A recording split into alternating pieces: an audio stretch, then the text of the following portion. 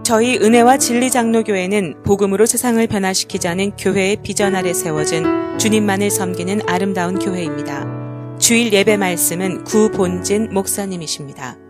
설교 말씀을 들으시는 중에 하나님의 풍성하신 은혜가 함께 하시길 바랍니다.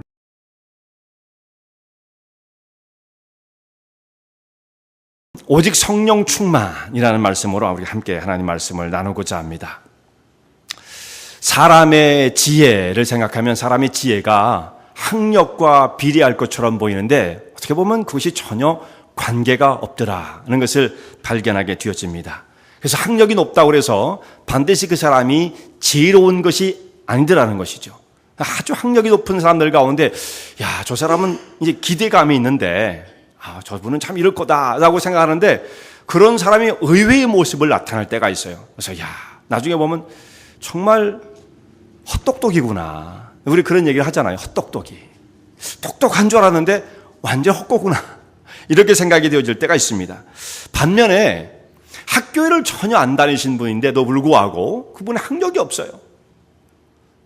그런데도 불구하고 너무너무 지혜로운 그런 통찰을 가지신 분들을 만나게 되어집니다. 제가 알고 있는 한 분도 거의 학교 교육을 받지 못한 분이에요.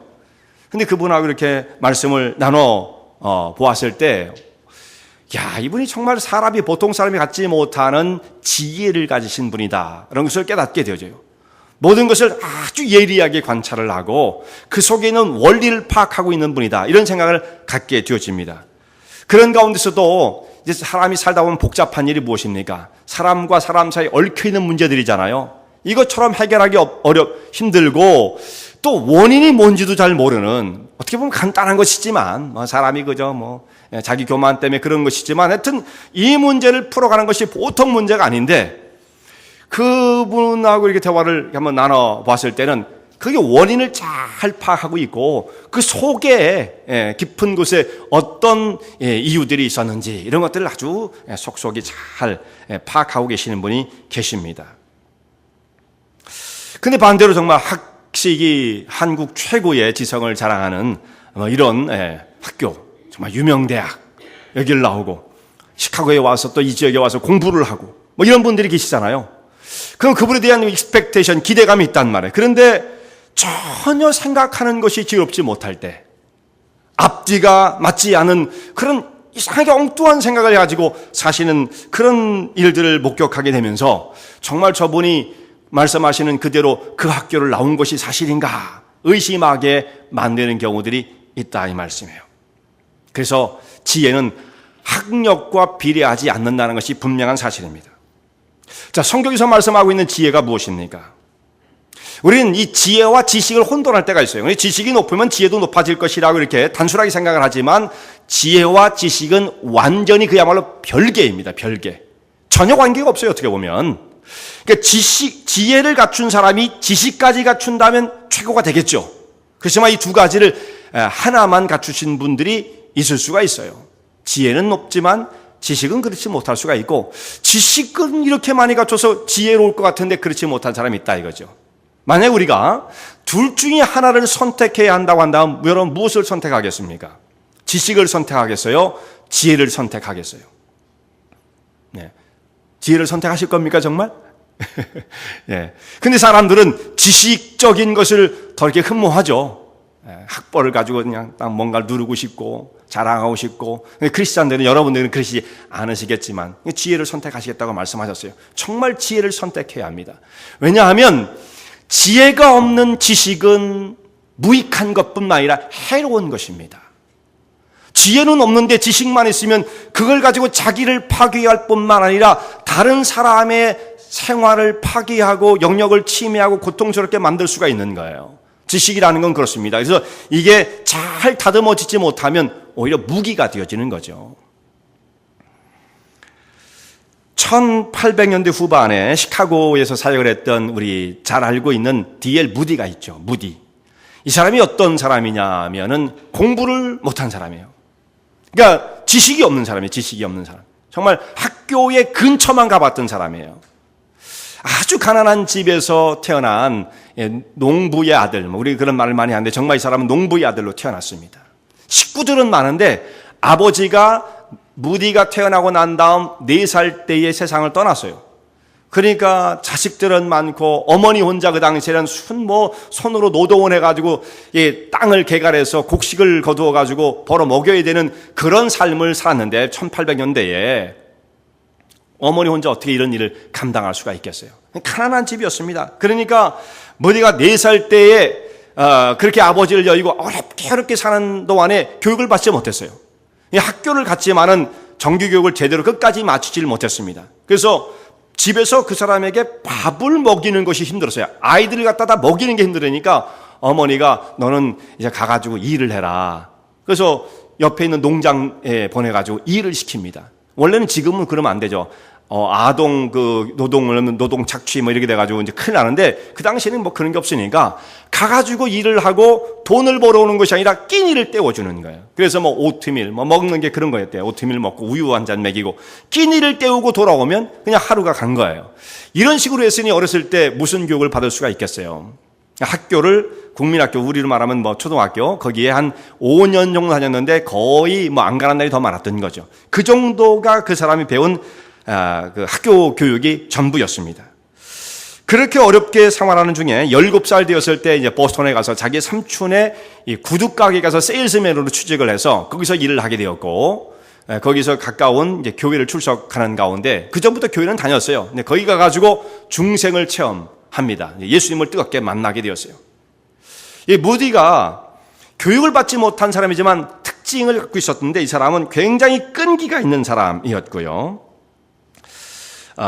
그리고 한 가지를 아주 예리하게 파악할 수 있는 그런 예리한 눈을 가진 그런 사람이었습니다.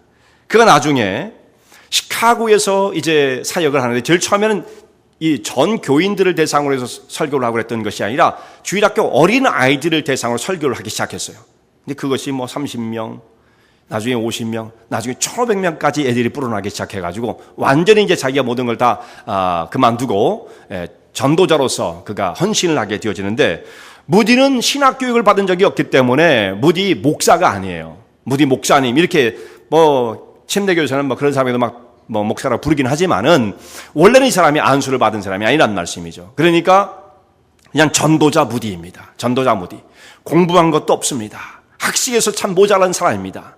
동시대에 영국에서는 스폴전이라는 목사님이 있는데 정말 청교도의 설교의 황태자라고 할 만큼 그 사람 아주 유명한 분 아닙니까? 그분에게 자기의 학식을 비교하고 하니까 자기는 너무 보잘 것이 없는 거예요.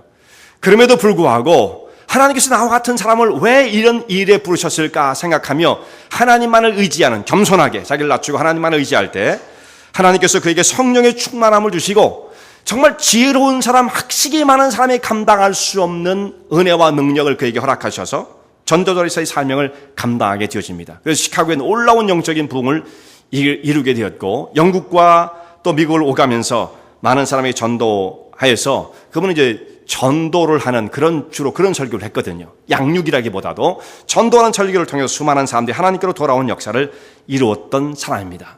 그러니까 세상적인 지식은 없었어도 신령한 지혜와 능력이 충만했던 사람입니다.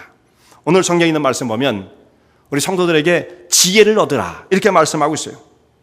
성도들은 지혜가 없으면 하나님 백성으로서의 삶을 살아가는 것이 이거 힘든 거예요.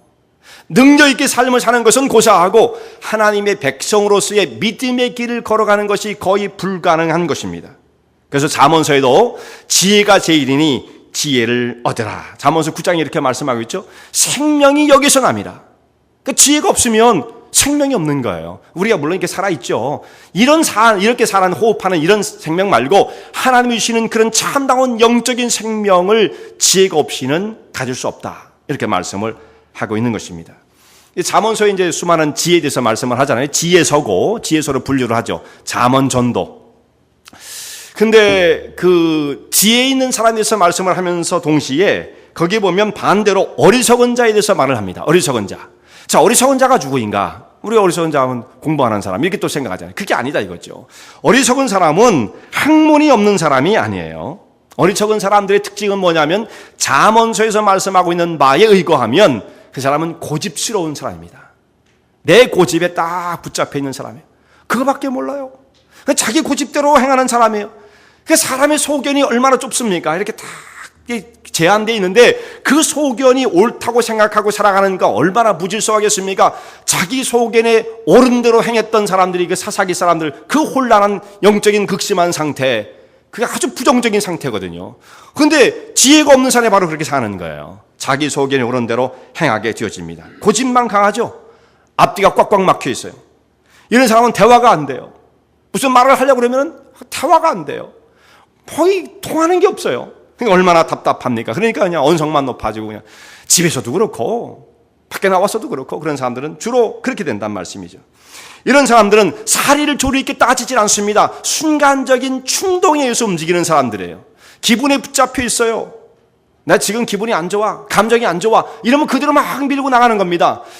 기분이 나쁠 때 사람이 항상 기분 좋을 수는 없어요. 기분 나쁠 수 있죠. 좀 이상한 길로 자꾸 이렇게 나는 의도하지 않은데도 가게 되어지는 경우가 있을 수가 있어요. 그런데 그때를 돌아봐야 돼요. 내가 지금 어디로 가고 있나? 멈춰야지 여기서. 이렇게 사리분별이 되는 사람은 멈출 수가 있지만 감정이 붙잡히는 사람, 충동적인 사람들은 이게 제동이 안 됩니다. 그냥 막 가는 거예요. 감정적으로 막 폭발을 시키고 아무 말이나 막 하고. 이게 얼마나 참 위험한 사람입니까? 이렇게 산다면 믿음의 길을 갈 수가 있겠어요? 성경에서 지혜로운 사람은 또 어떻게 말씀하시는가? 심령이 열려있는 사람이에요. 마음의 문이 열려 있습니다. 여러 가지 가능성을 다 받아들여요. 내가 아는 것만 다라고 생각하지 않죠. 이 세상이 얼마나 넓은데 내가 아는 것이 아무것도 없는데, 지혜 없는 사람들은 자기가 아는 게 다라고 생각하지만 이 지혜로운 사람들은 내가 모르는 게 너무나 많다. 알면 알수록 모르는 게 너무나 많아요, 정말. 그래서 내가 아무것도 모르는구나 이렇게 생각하는 사람일수록 지혜로운 사람이죠. 결국 이런 사람들은 심령이 열려있고 분별력이 있습니다. 오늘 에베소서에 있는 말씀 보면은 이런 사람은 어떤 사람이냐면 자기가 행할 길이 무엇인지를 자세히 주의하여 살피는 사람이, 그것을 깨닫는 사람입니다. 하나님의 뜻이 무엇이 어디에 있는지 그것을 분별하는 사람입니다. 이런 사람을 성경에서는 지혜로운 사람이다 이렇게 말씀하고 있는 것입니다. 그러니까 하나님의 뜻이 어디 있는지를 잘 분별해서 그 길로 가는 사람이 지혜로운 사람이라고 한다면 결국은 지혜로운 사람은 믿음의 길을 선택하는 것이고 지혜롭지 못한 사람은 믿음의 길을 갈 수가 없다 이거죠. 생명의 근원이 이 지혜에서 나는 것이다. 그것이 사람의 그 신앙의 문제를 아주 결정짓는 너무너무 중요한 요인인 것을 말씀하고 있습니다. 그러면서 지혜로운 사람은 오늘 성경에서 말씀하기를 세월을 아끼라 이렇게 말씀했어요. 이게 지혜로운 한 모습이에요. 세월을 아끼는 것이. 말씀이 그렇게 연결되어지죠. 15절부터 제가 다시 한번 말씀 보겠습니다. 그런즉 너희가 어떻게 행할 것을 자세히 주의하여 지혜 없는 자 같이 말고 오직 지혜 있는 자 같이 하여 세월을 아끼라. 때가 악하니라.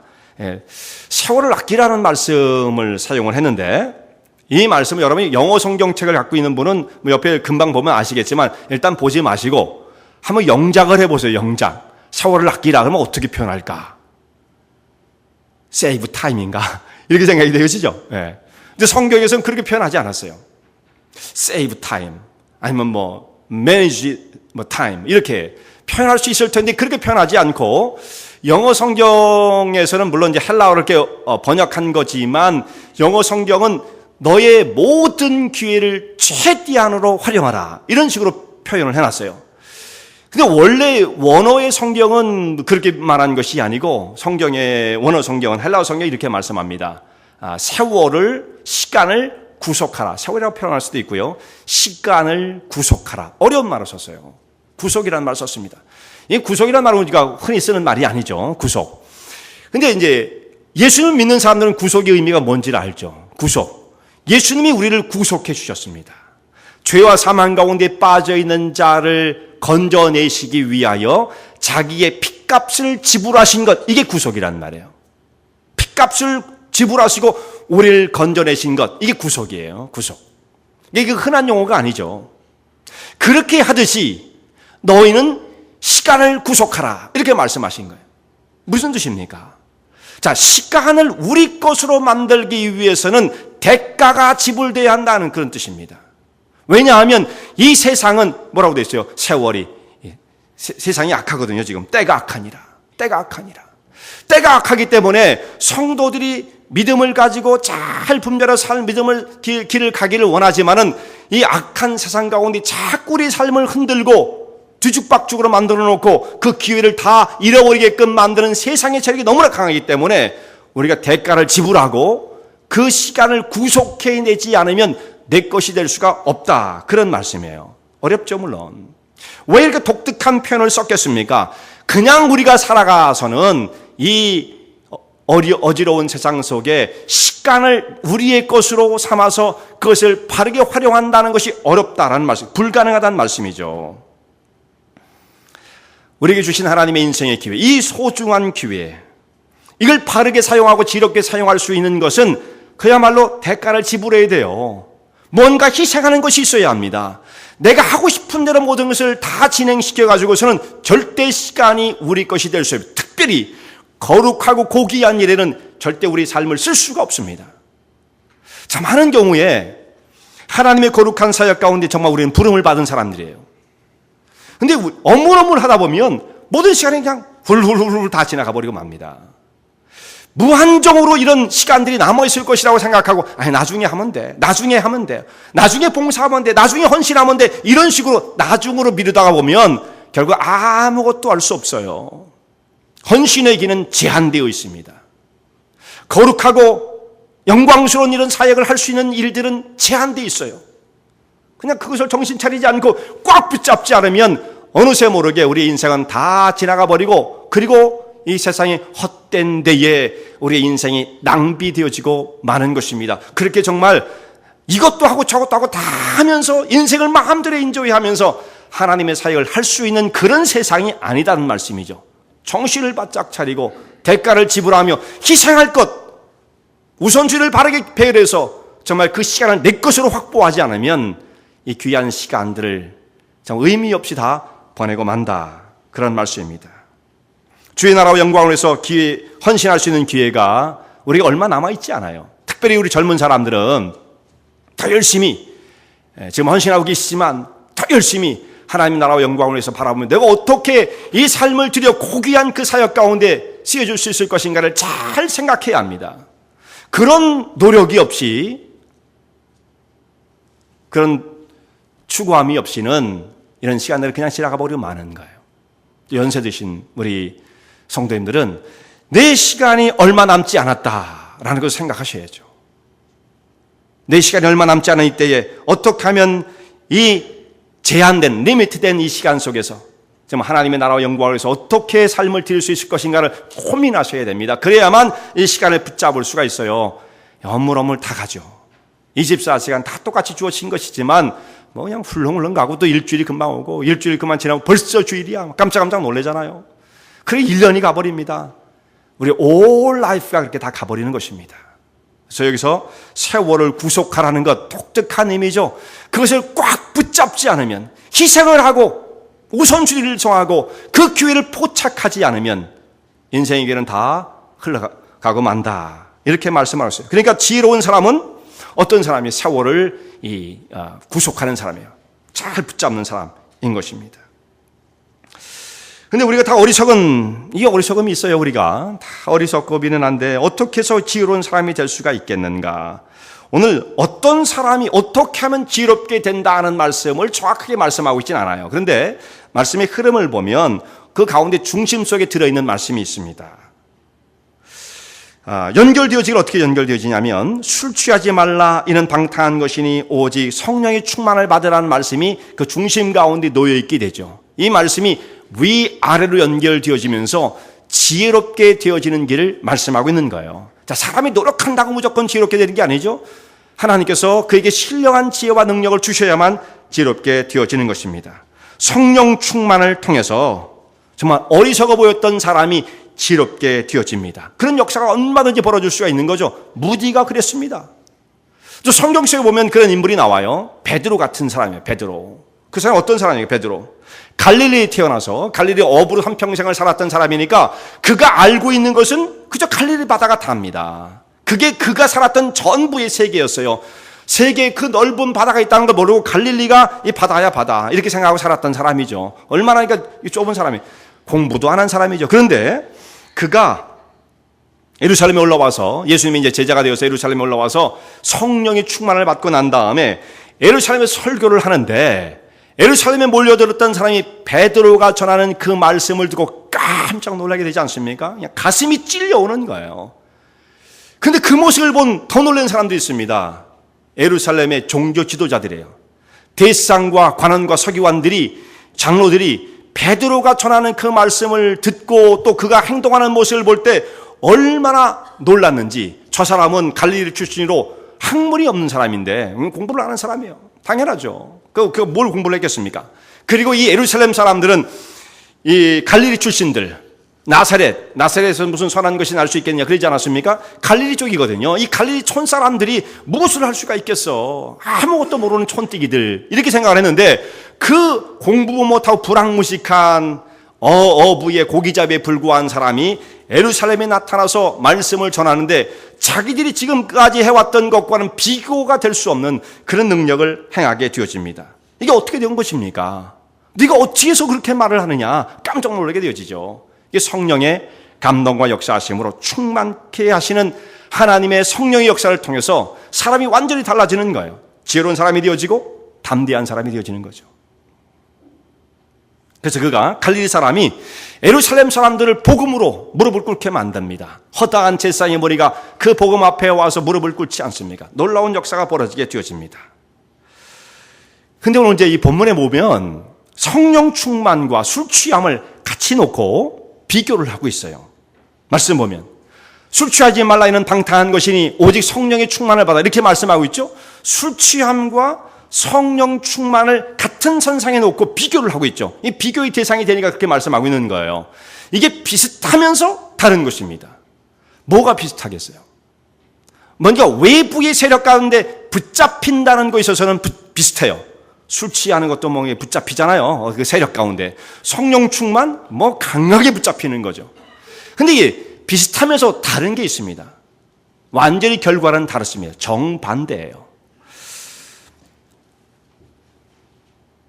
술 취하게 되면 지혜를 오히려 잃어버리게 되어지고, 성령의 충만을 받게 되어지면 지혜가 새로워지게 되어집니다. 완전히 반대죠.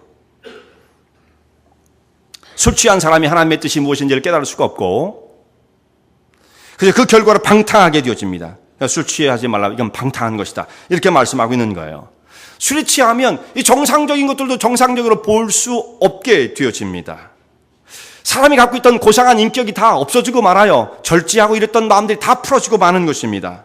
사람이 어리석어지는 거죠. 지혜에 완전히 반대의 상태가 되어버리고 마는 것입니다. 그래서 이 술 취한 이 상태를, 이 부분을 설명을 하면서 지난 세기에 1900년대에 설교가 중에 가장 영향력을 끼친 분이라고 일컬어지는 로이드 존스라는 목사님이 있어요. 영국 웨일스 출신이에요. 근데 그분은 이제 한 35년 전에 세상을 떠나셨습니다만, 그 로이드 존스 목사님이 원래는 의사였습니다. 메디컬 닥터였어요. 그러다가 이제 나중에 설교자로서 소명을 받고 설교를 하게 되고 이제 교회를 나중에 담임을 하면서 목회를 했던 분인데, 이분이 이 부분을, 에베소의 이 부분을 말씀을 하면서 의학적인 그 자기의 그 지식을 가지고 이 그 의학 박사로서의 약물학적인, 뭐 좀 어려운 말이지만 이 말씀을 그 해석해 준 바가 있습니다. 그 뭐라고 말하냐면, 이 술이라는 것은 사람을 기분 좋게 만들고 또 흥분하게 만들기 죄송합니다. 흥분하게 만들기 때문에 사람들이 쉽게 생각할 때 이 술이, 이 알코올이 활성제, 각성제 이 역할을 할 것으로 생각을 하지만, 술은 활성제가 아니라, 각성제가 아니라 이것은 억제제로서 역할을 한다 이렇게 설명을 했어요. 그래서 억제제가 뭐냐면, 술이 사람의 몸속에 들어오게 되어지면 가장 억제시키는 부분이 무엇이냐면, 제일 먼저 영향을 미치는 데가 뇌의 중추신경, 이 센트럴 너브죠. 이 중추신경을 억제하는 역할을 하게 돼서 모든 좋은 것을 다 억제시킨다. 의학 박사니까 그렇게 설명을 했어요. 그러니까 사람이 이 머리를 통해서 정상적인 판단을 하게 되어지고 사고를 하게 되어지고 분석을 하게 되어지고 이러잖아요. 그런데 이것을 억제시키니까 판단력을 잃어버립니다. 이의력이 약해져요. 절제력이 없어집니다. 감정 조절이 안 돼요. 그리고 몸의 균형을 잡을 수가 없습니다. 이 모든 것들을 다 억제시키니까 다운시키는 거죠. 그 사람이 좋은 것들은 다 약해지고 마는 거예요. 그리고 못된 것들이 막 올라옵니다. 그래서 사람이 결국 술 먹은 사람은 어떻게 해요? 막 횡설수설 하잖아요. 횡설수설. 평소에 안 하던 얘기. 한 얘기 또 하고 한 얘기 또 하고. 그렇게 하면서 항상 하는 얘기가 나 안 취했어. 그러잖아요. 한 얘기 또 하고 한 얘기 또 하고. 이게 왜 그러냐면 자기가 지금 무슨 말을 하는지를 모르고 있는 거죠. 균형을 못 잡고. 이성적이지 않은 거예요. 이런 모습을 나타내는 것이 바로 술이란 알코올이 들어와서 이 자기의 정상적인 모든 것을 억제시키고 다운시켰기 때문에 정상인이 될 수가 없는 거예요. 자, 자기 자신은 기분이 좋을지 모르지만 실제로는 이게 사실 기분 좋은 상태가 아니라 좋은 것들은 다 잠잠해지고 육신 가운데 못된 것들이 올라와가지고 그 사람을 지배하기 시작하는 그 상태가 이 술 취함의 상태다. 이거. 그러니까 뭐라고 했어요? 술 취하지 말라. 이는 방탕한 것이니. 성경이 그렇게 말씀하고 있어요. 여러분들이 알아서 판단하십시오. 와인이 몸에 좋아서 드시는 분들, 예, 그건 약으로 드시는 거니까, 그렇지만 이게 취하면 곤란하다. 취하면 곤란하다. 정상적인 걸 다 마비시켜요. 반면에 성령의 충만함은 어떻게 되어지는가? 성령 충만이 우리 심령 속에 이루어지게 되어지면 이것은 어떻게 돼요? 억제제가 아니라 각성제가 되어진다. 라고 설명을 합니다. 그런 역할을 해요. 그러니까 우리 안에 있는 좋은 것들을 오히려 각성시킵니다. 깨어나게끔 만드는 거예요. 그럼 어떻게 되겠습니까? 오히려 더욱더 분명한 판단력을 가지게 되고 더 지혜롭게 되어지고 사고력이 깊어지고 절제력이 생기고 이의력이 높아지고 폭이 넓어지고 이렇게 고도한 능력들을 활성화시키는 겁니다. 그 성령 충만이 얼마나 위대한 것인가. 비슷해 보이지만 어떤 세력 가운데 붙잡히는 것은 비슷해 보이지만 결과는 완전히 다른 거죠. 성령 충만과 술 취함은. 성령 충만을 너희가 쇠술에 취하였다 그런 말을 또 하지 않어요. 뭔가 취해 있는 것처럼 보이는데 그것은 비틀거리는 게 아니에요. 오히려 사람을 세워주는 것입니다. 사람을 정상적인 사람으로 더 뛰어난 사람으로 세워주는 것, 이것이 성령 충만이에요. 그래서 우리 뒤에 우리 엘버트가 아마 이 말씀을 잘 이해할 거라고 생각해요. 지금, 예? 그죠? 지금 약을 개발하고 있는 분이에요, 저분이. 자, 성령 충만을 받게 되어지면 일어나는 일들이 있는데, 오늘 여기 말씀 보면은 시와 찬미와 신령한 노래로 서로 화답하며 노래하고 찬송한다. 이렇게 말씀을 하고 있어요. 그리고 뒤에 감사가 나옵니다. 감사하며. 범사의 우리 주 예수 그리스도 이름으로 항상 아버지께 감사하며 이렇게 말씀을 하고 있어요. 근데 여기 이 말씀이 이어져서 21절까지 내려가지만 우리가 20절까지밖에 안 읽었습니다. 한번 그 문제를 구절 한번 보죠. 18절부터 보면 술 취하지 말라 이는 방탕한 것이니 오직 성령의 충만을 받으라.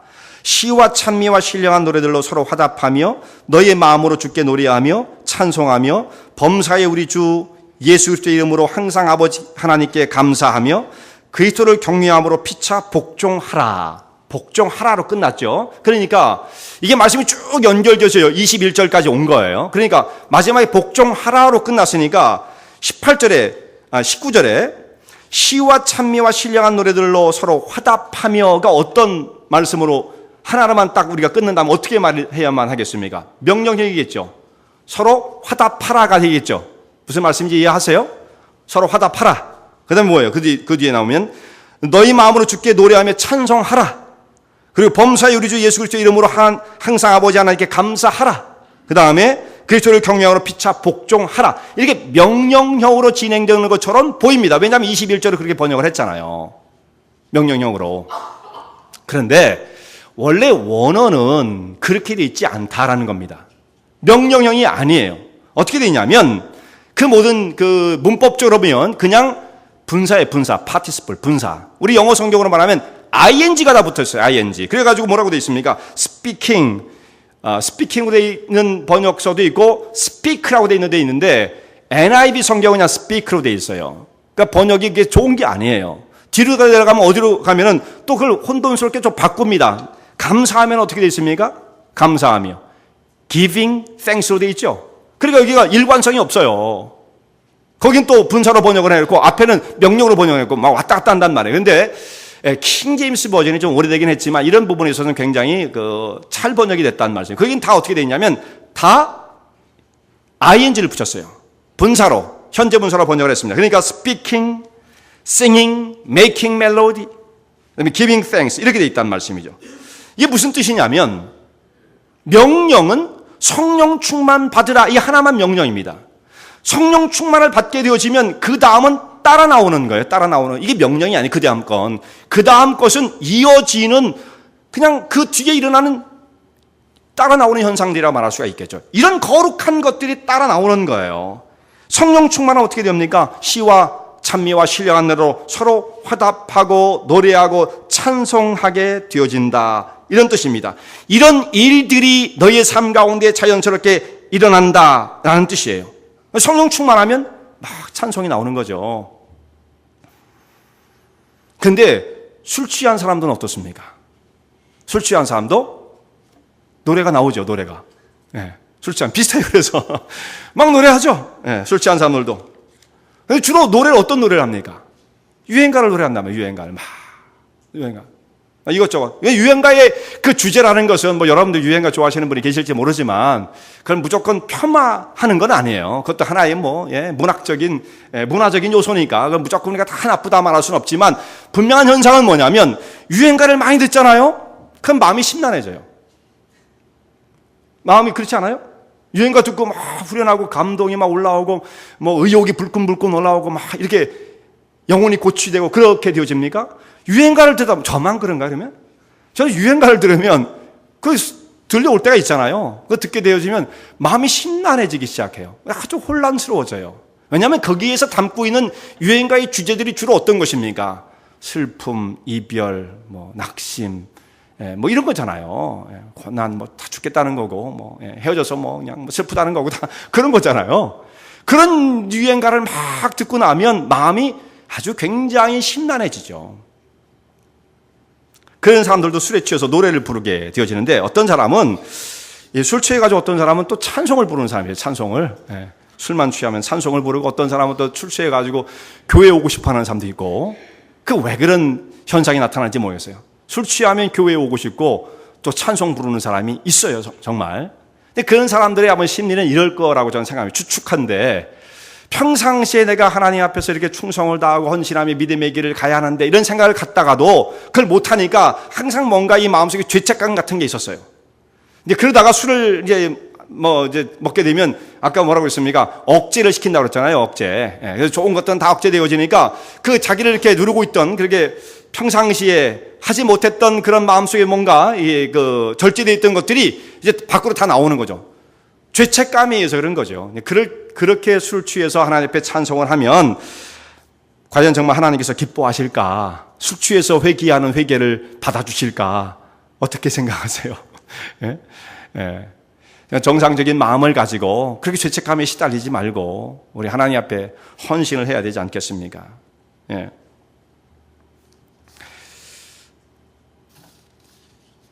근데 이 성령 충만하면 여기서 정말 저절로 노래가 나오게 됩니다. 어떤 노래입니까? 시와 찬미와 신령한 노래로 서로 화답하며 마음으로 주께 노래하며 찬송한다. 화답한다는 것은 서로 이야기한다는 뜻이죠. 그러니까 여기 보면 스피킹으로 되어 있단 말이에요. 서로 이야기한다. 그럼 무슨 이야기를 갖고 서로 합니까? 시와 찬미와 신령한 노래로 화답을 해요. 이게 말하자면 지금 우리가 예배 중에 일어나는 교동문이 한 형태입니다. 교동문. 우리가 교동문을 같이 교독하잖아요. 그럼 여기서 읽으면 또 여러분들 읽으시고 이렇게 해서 교독하게 되어지죠. 이게 화답하는 거란 말씀이에요. 그것이 하나의 한 예가 되어지는 거예요. 자, 거기서 예배에서만 그것이 끝나는 것이 아니라 온 성도들이 모였을 때 서로 대화하는 그 대화의 수준이 시와 찬미와 신령한 노래로 서로 화답할 정도의 상태가 되어진다고 한다면 얼마나 귀하겠습니까? 이게 어떤 사람이 가능합니까? 성령 충만한 사람이에요. 성령 충만한 사람들이 모이면 그 자리는 그렇게 다른 사람들을 세워주고 격려하고 뿐만 아니라 하나님께 영광을 돌리는 이런 거룩한 대화를 할 수가 있는 거예요. 성령 충만의 결과라니까 이거는요. 그렇게 하도록 노력하다가 안 해요. 그렇게 된다고요. 된다고. 근데 성령 충만하지 못한 사람들이 모이면 어떻게 되어집니까? 세상적인 이야기를 하게 되어지죠. 세상적인 이야기가 예수님을 떠난 이야기는 다 나쁜 거다. 그래 말할 수 없이 우리가 사는 거는 이 세상 속에 우리가 살아야 되니까 그런 얘기를 할 수가 있지만 그것이 나가다 보면 어디까지 나가요? 결국은 그런 사람들의 입술 속에서는 불평과 원망과 정죄가 나오죠. 다른 사람들을 불평하고 원망하고 깎아내리고 이런 일들로 자꾸 대화가 진행되어 나가는 경우도 얼마나 많아요. 그러니까 은혜롭지 못한 그런 상태, 성령 충만이 아닌 그 상태 하면 뭐 컴플레인 나오는 거죠. 거기까지 갔다 술까지 취해놓으면 어떻게 되겠어요? 정말 있는 대로 컴플레인 하지 않겠습니까? 바로 우리 사람의 마음이 하나님의 영으로 말미암아 지배를 받게 되어지면 이렇게 입을 열 때마다 고상한 것이 나오지만 육신의 지배를 받게 되어지면 어쩔 수 없는 것입니다. 그걸 아무리 컨트롤 하려고 할 수가 없는 거예요. 이 속에 들어있는 것이 나오는 건데 어떻게 하겠습니까? 성령 충만하면 성령이 충만한 그 상태가 나오기 때문에 시와 찬미와 신령한 노래가 나오게 되어지죠. 굉장히 다른 차이가 있지 않습니까? 그래서 오직 성령이 충만히 우리 인생을 더욱더 풍요롭게 만들고 거룩하게 만들어주는 일이에요. 성령 충만을 주지 못하게 되어지면 우리 인생은 인간적인 생각에 붙잡힐 수밖에 없어요. 이건 지극히 자연스러운 거죠. 달리 다른 초이스가 없습니다. 세상적인 것에 붙잡히고 인간의 본성에 붙잡히게 되어지고 인생은 세상 속에 헛비되어질 수밖에 없는 것입니다. 정말 고귀한 인생이에요. 하나님의 거룩한 형상대로 지음받으여 이 인생의 기회를 주신 전능하신 하나님 앞에서 우리가 어떤 모습으로 삶을 살아갈 것인가 너무너무 중요한 것인데 그 세력의 지배를 받으니까 분별을 할 수가 없고 하나님의 뜻을 깨달을 수가 없고 결국은 세상이 이끄는 대로 그곳에 하찮은 것에 종노할 수밖에 없는 것이 현상인 것입니다. 내 힘으로 벗어날 수 없어요. 그건 억지시키고 멀리 한다고 되는 것이 아닙니다. 그 밑에 이미 종의 모습으로 들어와 있기 때문에 우리는 그냥 여기 이끄는 대로 곧 빗긴 것처럼 끌려갈 수밖에 없는 거죠.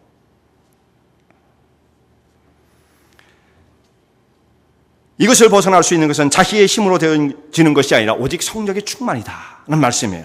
이제 결론적으로 성령 충만을 그럼 어떻게 받을 것인가의 문제인데 오늘 이제 설교는 성령 충만하십시오라고만 끝나면 어떻게 받을 것인가. 근데 오늘 본문에 그 말씀은 안 나와 있어요.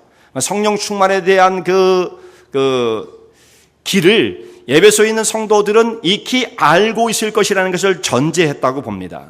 자, 우리는 어떻게 해야 할 것인가. 오늘 몇 가지 말씀을 드리고 오늘 설교를 마치고자 합니다. 성령 충만을 어떻게 받을 수가 있겠는가.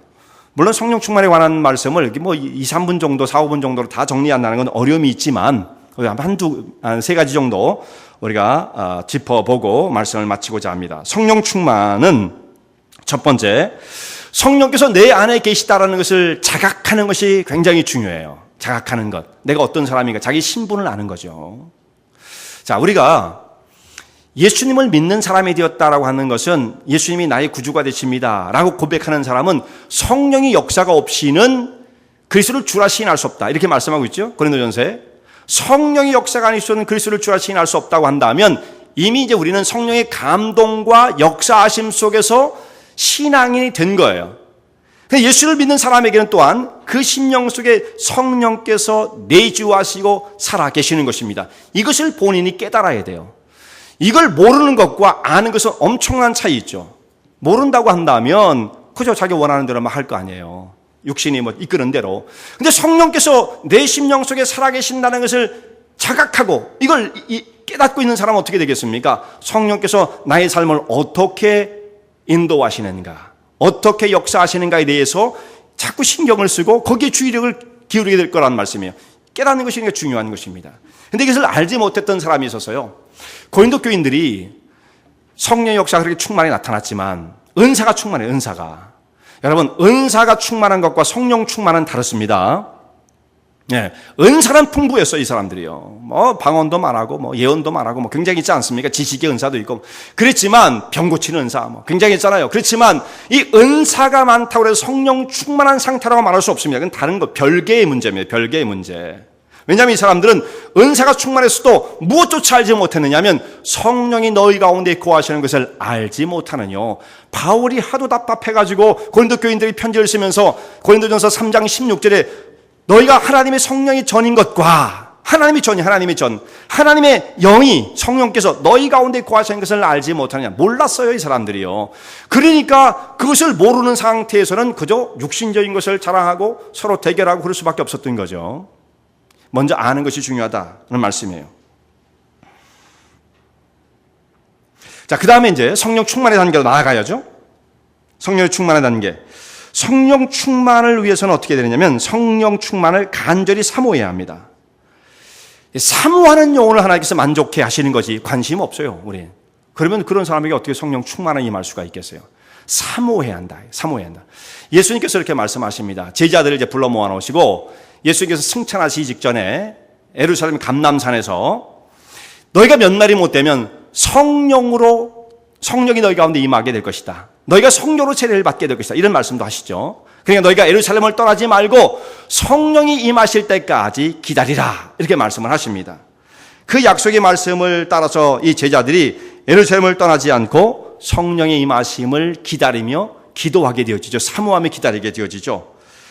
결국은 그런 가운데 성령의 강림의 역사를 체험하게 되어집니다. 그런데 이들이 그냥 기다린 것이 아니라 간절히 기도했어요. 모여서 저들이 기도하기에 전혀 힘썼다 이렇게 말씀하고 있죠. 사도행전 1장에 보면 기도하기에 전혀 힘썼습니다. 그리고 또 중요한 것이 뭐냐면 그 가운데는 반드시 회개가 있어야 한다. 우리 이미 예수 믿었는데 그래도 회개해야 된다. 왜냐하면